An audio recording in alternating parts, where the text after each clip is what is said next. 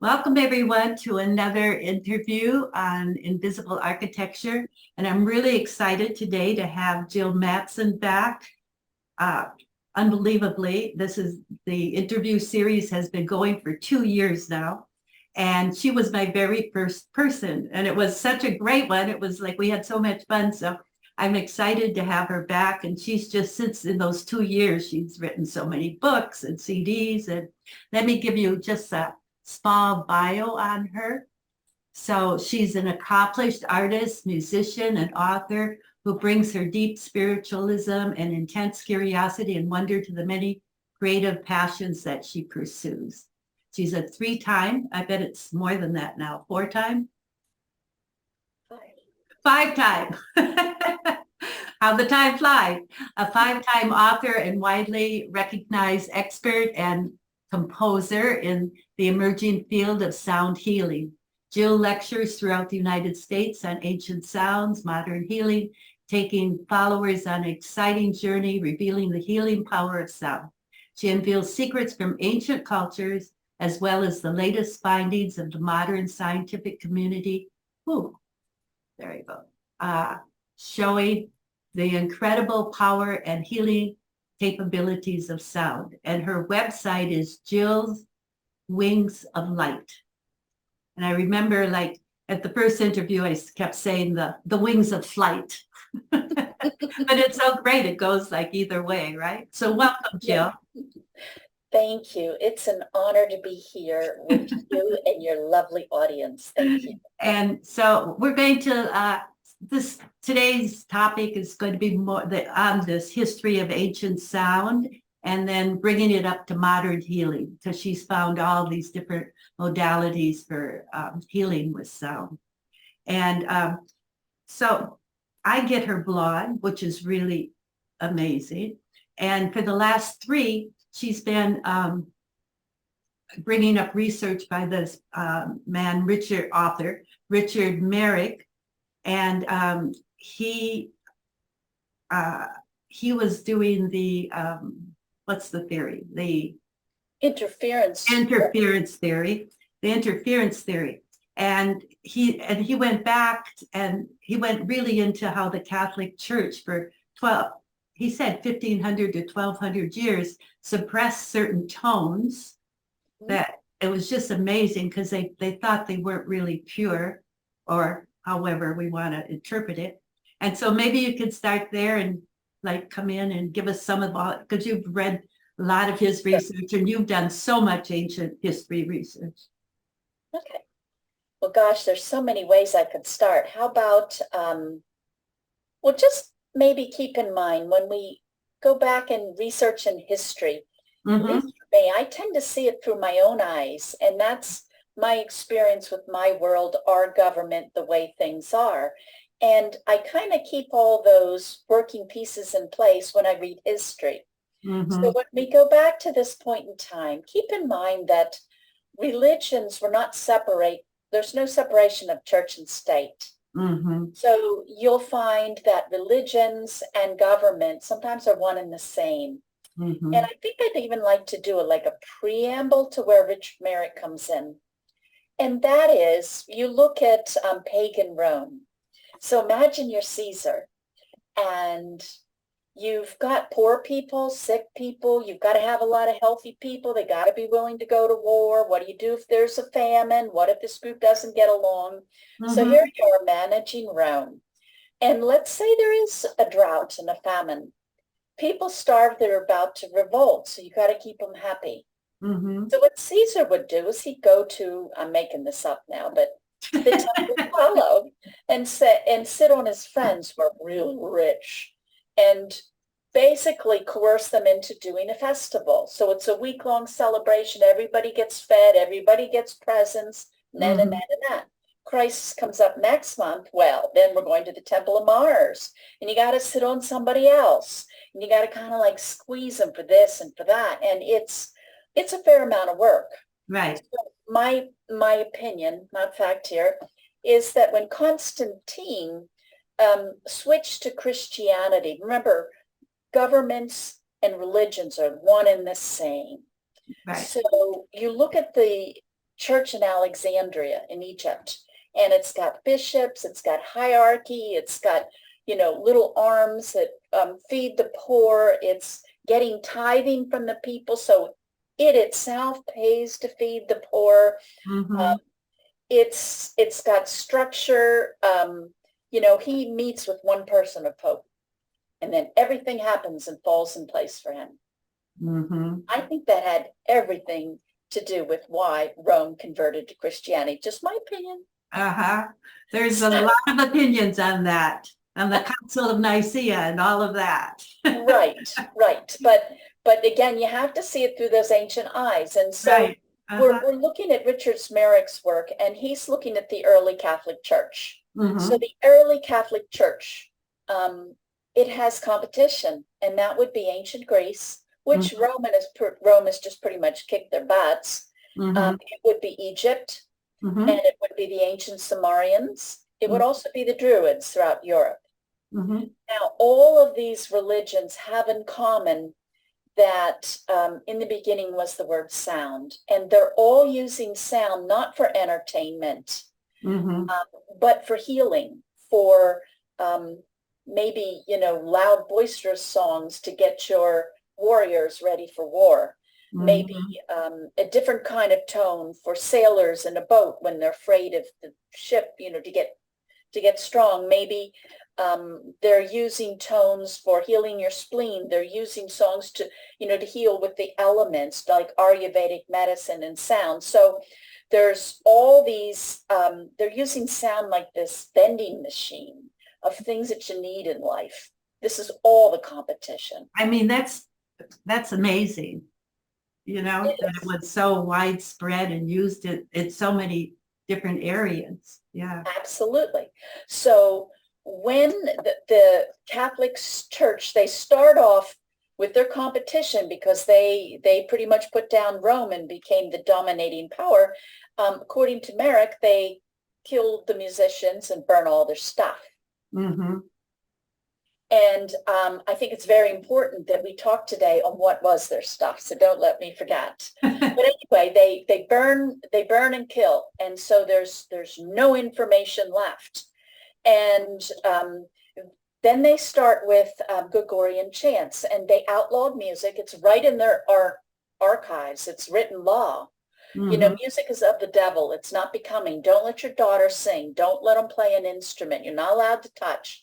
And the initial Gregorian chants was one voice, no accompaniment, one voice, and they would sound like wind chimes, not like a song. It would just just different tones. Okay. And the scale or the interval between tones was incredibly important in ancient times. Your body doesn't average numbers. You must have accurate frequencies. And all this knowledge is gone from the Roman Catholic Church at this point in time. So as they first of all, kind of like make a void. There is no music except theirs. Mm-hmm. Mm-hmm. And they even limited the Gregorian chants. You could only have them at 3, 6, and 9, which is interesting because that's a number pattern found in the music they chose. Mm-hmm. And that was it. And then as time went on, the amen at the end kind of begat a song. If you have an ending, it kind of begets. So you had more time-limited pieces of music. Mm-hmm. And over time, throughout the Dark and Middle Ages, maybe they added a second chanter and then maybe a third. And so it was this gradual descent of going from nothing, this void of sound, into more and more tones. And so when they're recreating music out of nothing, the Greek music was exquisite by all accounts. Right. Fabulous. And we need to get into what it was. Okay. But they burn all that stuff. So there was, I think it's about 1100, a Benedictine monk called Gildo di Arezzo, and he studied Arabic and the Muslim history, who had stolen from the Greeks and not burn it. So he got into their works from the back door.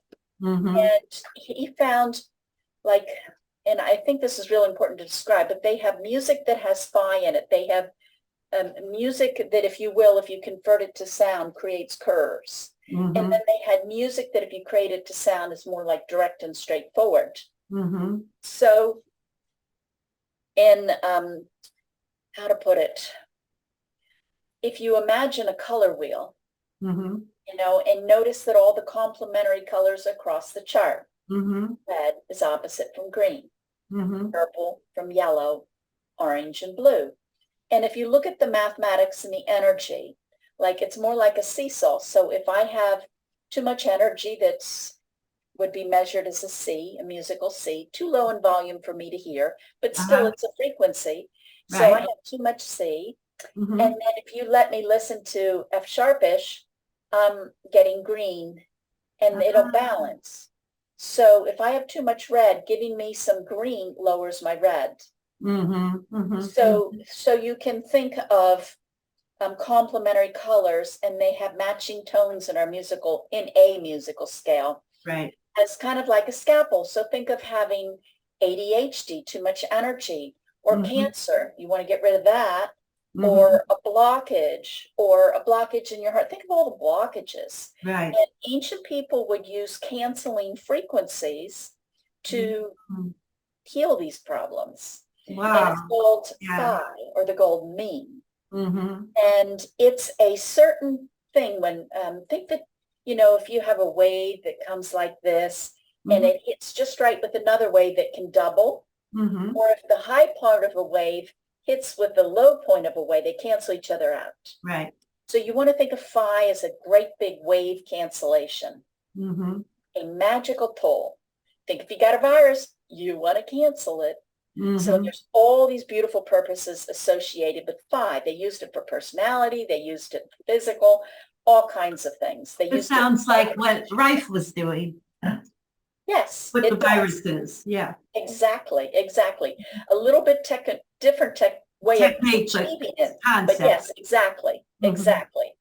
And so again, the Catholic Church, it's not just religion, it's used by the people in power as government. Yeah. And they want to get rid of their competition. And so they outlaw phi in music. They outlaw this canceling tool. And it's not even found exactly in our musical scales today. We don't have it either because we've lost its significance. But it was like one of the premier sound healing tools. And it's created, this canceling effect is created by two tones. If you were to put a scale on a circle, kind of like your color wheel, you'll find that phi is going to occur by the two tones directly across, just like the two complementary colors that bounce each other are directly across. So they called it the devil's music, and they outlawed phi. So, they could, like they could kill you, they could punish you, you could go to jail. I mean, it wasn't like, don't do that.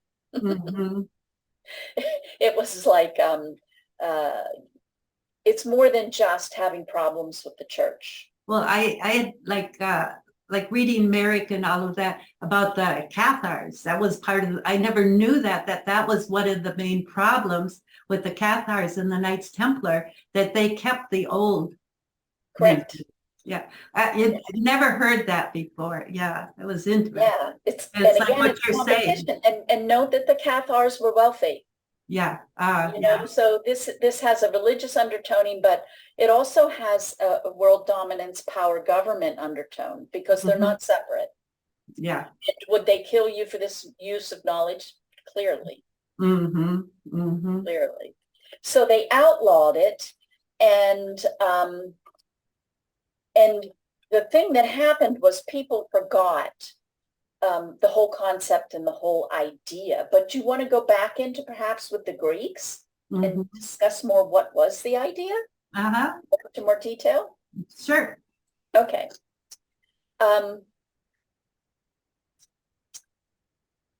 I'm kind of bringing up some of my own opinion, but it's kind of a hard, and I'm going to do that because I think it's a little bit of a difficult thing to explain. Okay. So I want you to think that if you look to science, they say matter's only 3 or 4% of all that is. It's dark matter, dark energy. It's finer energy we don't know how to measure yet. Well, what are some of the things that are finer energy we don't know how to measure yet? Love, thoughts. I mean, there's things out there. Right. You feel differently in a pyramid than in square building shapes.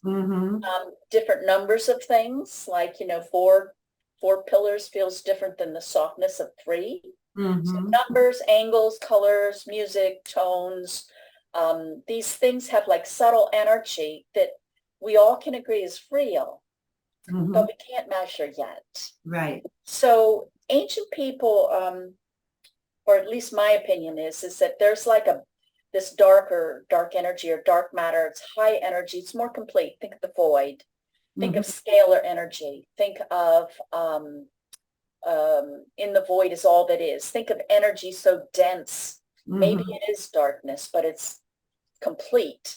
And out of that bursts matter and, you know, the different manifestations. So think of that as like a higher dimension, you know. So we think of the dimensions. You got a dot, a line, you know, put that on a paper house, your 3D, put it in time, your 4D, and then imagine you've got 5D and 6D, these higher energies all kind of like surrounding one like nested Russian dolls or something like that. So I believe that in ancient times, time, notes, shapes, all these things were used to access that complete energy set. That's why when you go to sacred space, it feels great because they have engineered shapes that draw upon deep energy currents. And they're engineering by shapes, angles, colors, locations, all these different things, even the time it was built. They're kind of like extracting this healing energy so that it feels good. In contrast, go to a battlefield and it feels terrible. Right. So we've all kind of experienced that. And so the way they did this was they found musical notes that the energy patterns canceled out. So phi is one of the big ones. Harmonics is another. But for this conversation, we're talking about phi. And Richard Merrick has a great name for phi. He calls it a scalpel. So you have like, you know, imagine a tree growing up and it's very strong. And then 2 notes combine to create phi, which is an irrational fraction. Your body does not round off. So it does all this math and you have a branch. The first phi is a little up, the next one's a little under. And you can see how is the wave interference patterns, it creates the spiral we see all over the place. And in the center of that spiral, think of a tornado and how it can lift up a house. Right.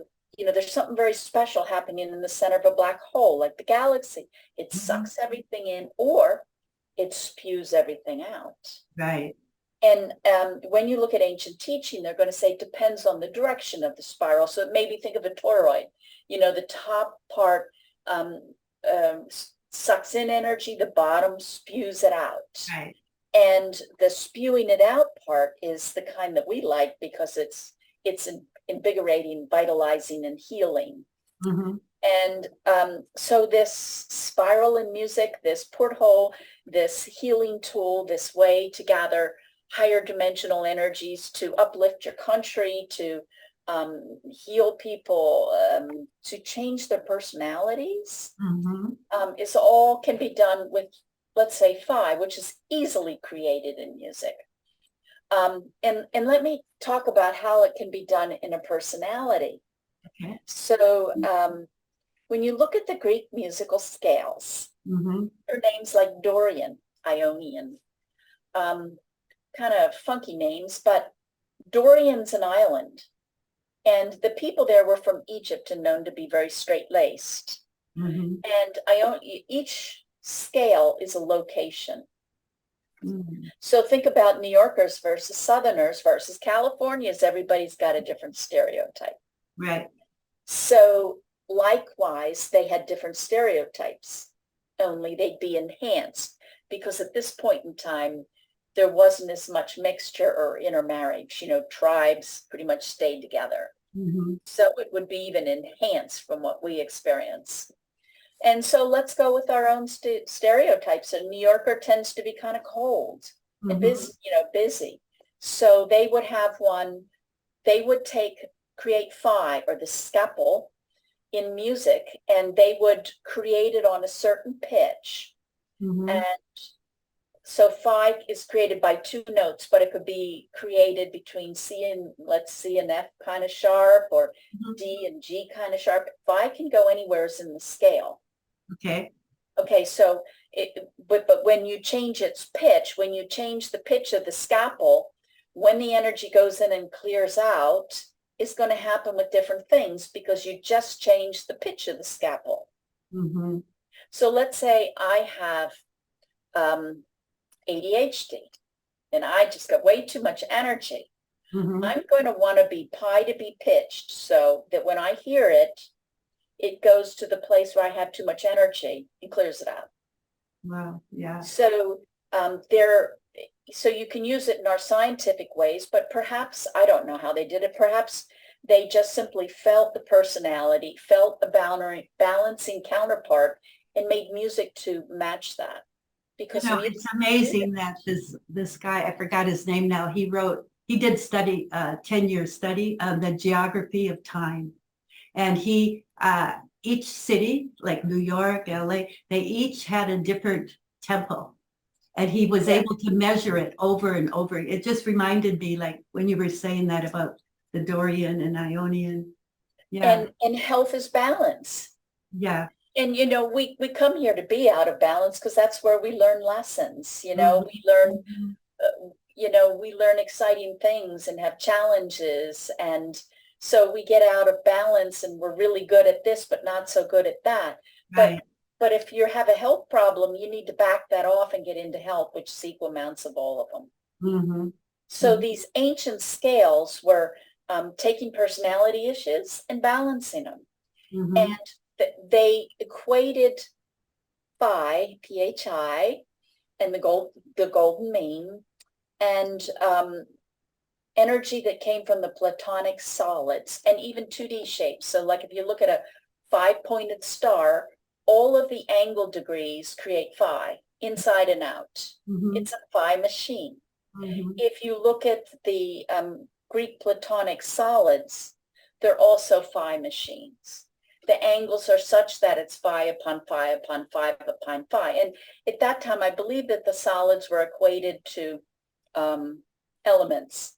Think of the great Hindu healing system in their Ayurvedic medicine.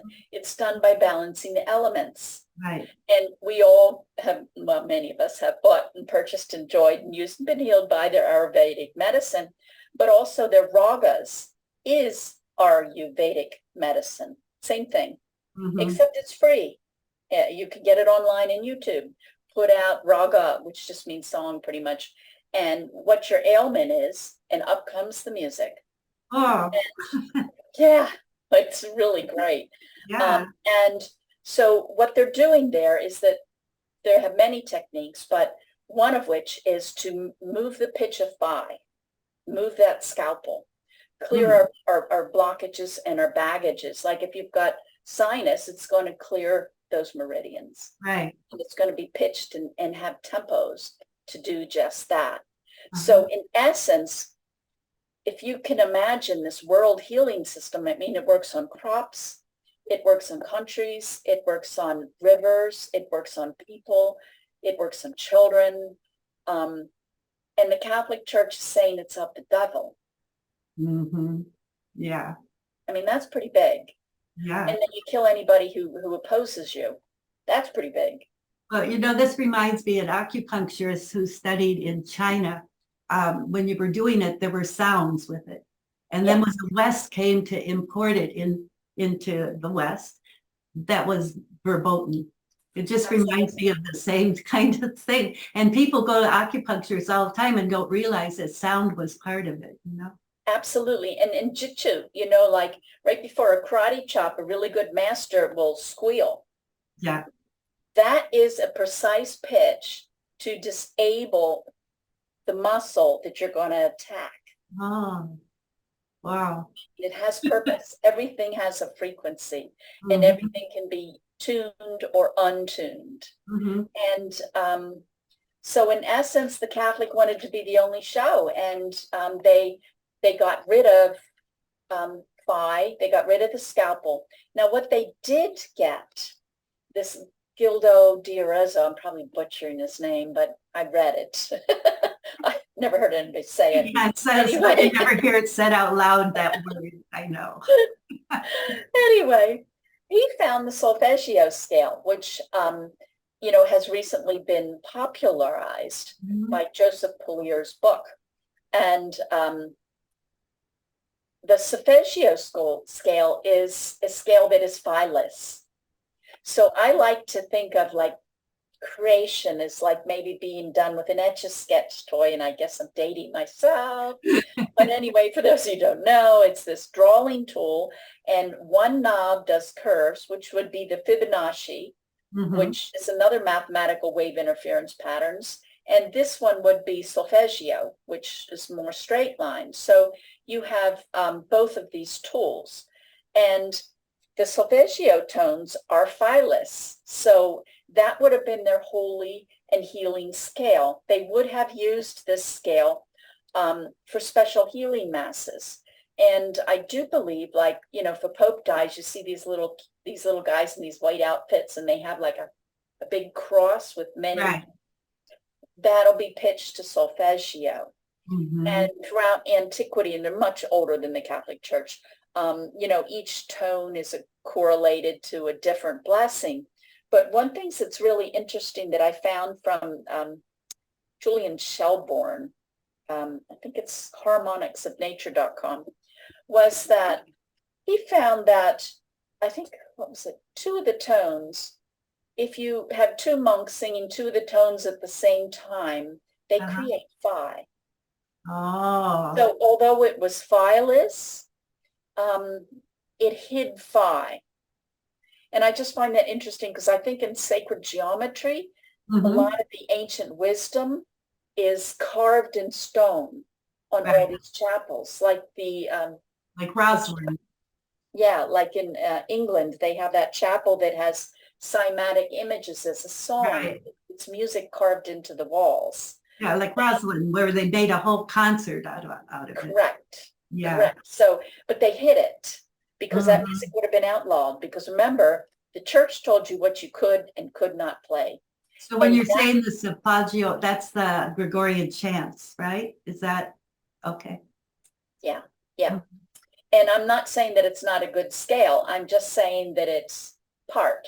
Yeah, but it's more linear, is what you're Yes. saying. Yeah. Yes, and when you apply gematria, and gematria is just simply a way of either converting numbers to letters like A equals 1, B equals 2, C equals 3, or taking a large number and combining it to just be a single digit, Mhm. such as 15 being 5 plus 1 equals 6. Mhm. So that they would take numbers, this is Pythagoras again, and take it down to the root number using gematria, and then that energy, that number would have an energy, like 1 is like, think of the sun, 2 a couple, 3 a couple with a child, and they would equate energy with each number set. So where am I going on that? In anyway, I'm gonna have to pick that up. But it was during the time of Martin Luther when the people broke with the Catholic Church. And think of the first music at that time as Baroque, meaning broke with the Catholic Church. Okay. Yeah. And that was the first time that musicians were allowed to be creative and not have these rules, was with the advent of Martin Luther. And you find that the music was very well hidden, but not dead.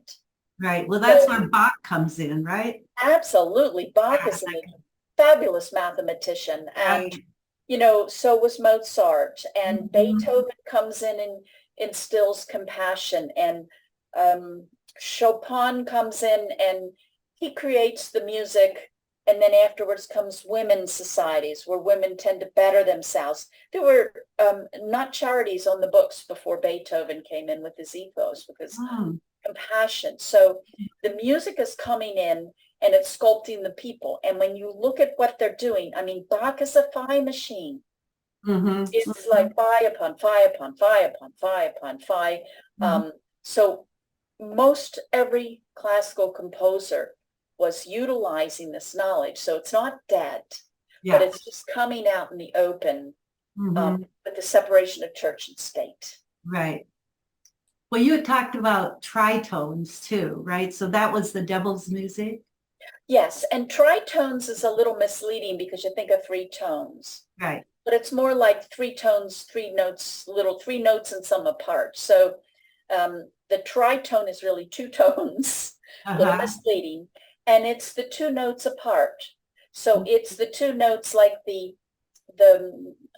notes like C and in between F and F sharp, halfway in between the musical scale, or on the color chart, red and green, the opposing notes across the chart. So if you look at a scale, even if you did every frequency like 41, 42, 43, 44, the note right across that circle chart would be the balancing. And isn't it all about balance and healing? And that's what the tritones, that's what phi, and that's what the devil's diabolus is all about. Because they always say like those tritones are dissonant, but you maybe need, that's maybe a type of healing that you need. Right, like more a breakdown than a they create tension and they resolve to a more harmonious note. So like a musical fifth is between a C and a G. It's the strongest staple of harmony. And if you take that G down just a little bit, there's your tritone. And it creates uncertainty and begs for certainty. And this whole thing can even be compared to the I Ching. The I Ching by Terence McKenna, he was able to rearrange the sticks to predict time on the computer, and he found that when he looked at this arrangement, that it created a fractal, and he created this thing called a time wave, which shows time as a fractal, and that the time periods repeat. So like momentous things on 11/11 are going to occur on 11/11 regardless of the year, and they're going to be similar. Think of Veterans Day, 11/11, and the ending of World War was at 11/11, and so forth. And where was I going on that? Oh, dang it. So anyway, they had these, where was I going on that? Oh yeah, with the I Ching. So with the I Ching, you could arrange time like a spiral, which means they're going to be opposing spirals. And think to, let's say, the Hindu tradition. This is a good day to get married. This is a good day to do your hair. This is a good day to have a surgery on your heart. They qualify time in terms of its energy. They're saying that not all days feel alike. Some days it's a bad day, some days a good day. Well, were they using astrological timings for that or not? They do. And in fact, if you look at the tones that the ancient people assigned to the zodiac, you have your musical scale, and then the signs across each other would be like have phi between them and have that balancing component. So Capricorn would be balanced by Cancer because they're right across the chart. So yes, it was with that, and it's also below. So as above, so below. And so they're quantifying time, and they're even finding days that are portholes or canceling.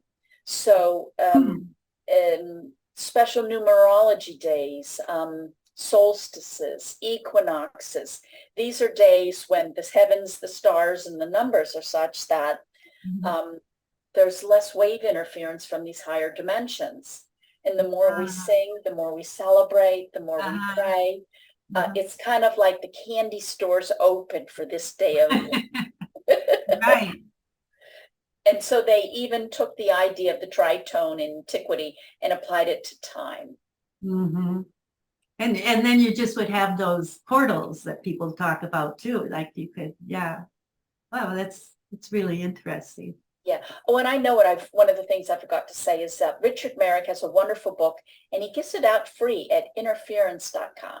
Yeah, exactly. It's deep dive. Don't look for an easy read. Oh, it's you gotta, yeah. I've done a few chapters and I've done them again. Yes. But once you get it, it's amazing. Exactly. You know. Now you've taken all of this and you've applied this to your, your music that you compose and play, right? And how have you done that? Oh gosh, so many different ways. Well, I'm just ready to come out with music of the zodiac, pitched according to the ancient Chinese and the Sumerians. So they're seeing the night sky pretty much like a musical scale, like colors with tritones. And, so I've got all the songs coming out on each tone. And then I've added NASA tapings of the stars. So it's got the literal soundtrack as well as the ancient correspondences. And then I'm done. And you're layering those? Oh, okay. Oh. Yes. So you listen to the song and you're going to get connected to that system of stars in multiple ways. And then you can use it for many purposes. So like, G corresponds with, certain tissues and mushes. So if you have this particular problem, you need a G. So you can use them prescriptively like that because G is going to correspond with Capricorn or something like that. So you can use them like kind of self-diagnosing and use what tones. You can listen to the whole thing because they emulate the frequencies of like your spine or the whole enchilada or the complete balance for your body to pick from what it needs. Or I have an option with the voice report where you record your voice, and I'm grateful to Sherry Edwards for her work on the nano voice, and that breaks down your voice into component pitches, which can be stacked into each zodiac sign, and you could see where you have too much of one and not enough another, and that's going to help you in some of your achievements, but ultimately it's going to give you really serious health issues. And sometimes you need to balance them. So you've gone, because I remember Sherry Edwards from way back, and I knew you were working with her. So now you're correlating the person's astrological chart with it? Wow. Okay. So you can do that with Sherry's work because it'll show you exactly what frequencies are causing them too much or too little health issues, emotional issues. And then I use the zodiac music to balance that. So you only listen to certain ones. And then you'll find, I mean, I would love to think that my music was just so beautiful, but you'll find you really love this music. And I would like to think it's my music, but it's more that when you listen to music in the tones of what you need, your body releases endorphins. So you're really going to like the music, and you listen until you're not so interested in it anymore, because then you've absorbed enough. Oh, okay. To make the difference. And then I've been like experimenting with the planetary rules, different zodiac signs, and is to implement it. Well, I have planetary music, so I've been using that to amplify. And then let me see, planetary music. Your birth chart. So you can go in and look at your planets, and sometimes they're all bunched together at a certain time period. And if you play them, like, let's say on a piano, if they sound like crap, guess what that period of time is going to be for you? Wow, this is so evolved so much. Wow. Yeah. Yeah. So one of the things that you can do is, how to put this? People in history were very reticent to play dissonance. because it was believed that when you create with dissonance, the sound is soaked up by people and precedes actions, health, and well-being. But we forgot that, all stemming back to the Catholic Church outlawing this information and suppressing the knowledge. So now we have dissonance all over the place. Right. But really the first big introduction of dissonance was with jazz. And when you have two notes close together, they usually sound bad. But in jazz, it's like music, an octave, which sounds good, is 8 notes. So jazz has a 1, 3, 5, 7, and the 7 and the 8 create the dissonance. But it's in like this bed of harmony. And instead of really sounding bad, maybe jazz sounds a little creamy or melodic. So you can add tones to that dissonant to make it sound creamy. To upgrade from rotten to creamy is a pretty good upgrade. So you can add tones or listen to songs during that period to harmonize the discord.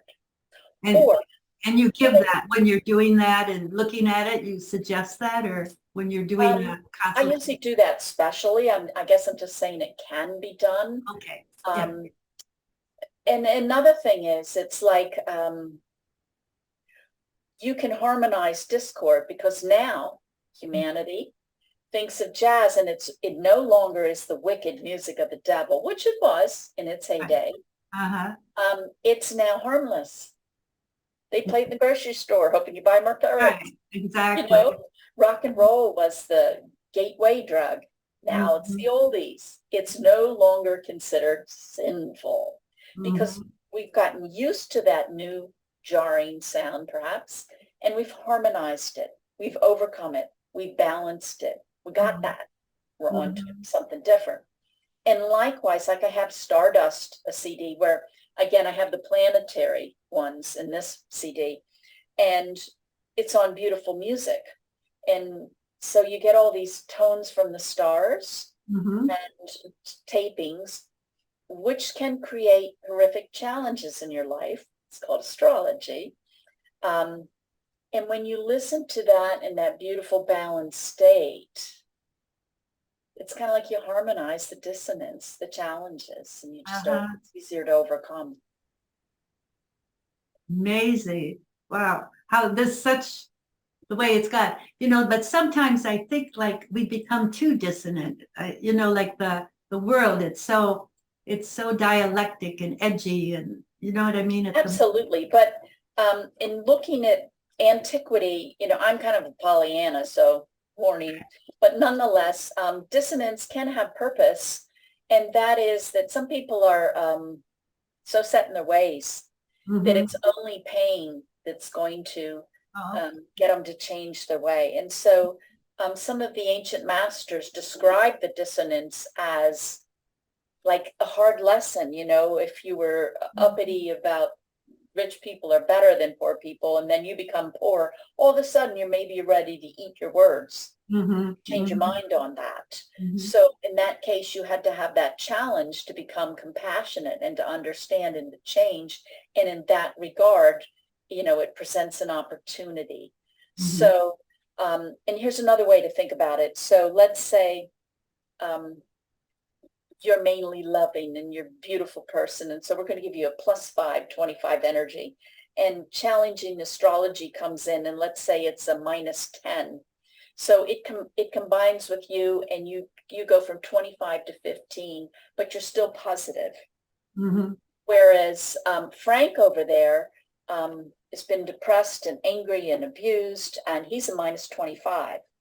So now this -15 energy comes in, and he's -40. Oh, yeah. So dissonance is global and individual simultaneously. Now, when you're using charts, are you using the Western or Vedic? I prefer Vedic.